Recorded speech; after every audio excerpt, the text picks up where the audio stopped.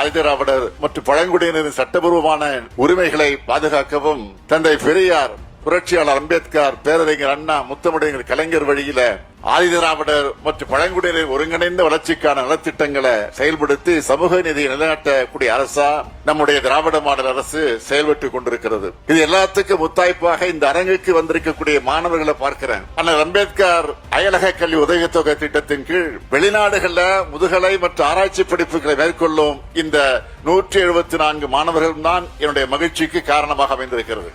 ஏன்னா இது திராவிட மாடல் ஆட்சியினுடைய சாதனை. ஒரு சமூகத்தோட முன்னேற்றம் என்பது அந்த சமூகத்தில் இருக்கக்கூடிய மாணவர்களை நாம எவ்வளவு கண்ணுங்கருத்துமாக பார்க்கிறோம் என்பதுலதான் இருக்கு. அதுக்கு இங்க வந்திருக்கக்கூடிய மாணவர்களே சாட்சி. இன்னைக்கு சமத்துவ நாளை கொண்டாடுகிற இந்த தருணத்தில் நான் உறுதியோடு சொல்லிக்கொள்ள விரும்புவது, ஆதிதிராவிட மக்களின் மற்றும் பழங்குடியின மக்களின் ஒளிமயமான முன்னேற்றத்திற்கு நம்முடைய திராவிட மாடல் அரசு எப்பொழுதும் துணை நிற்கவும்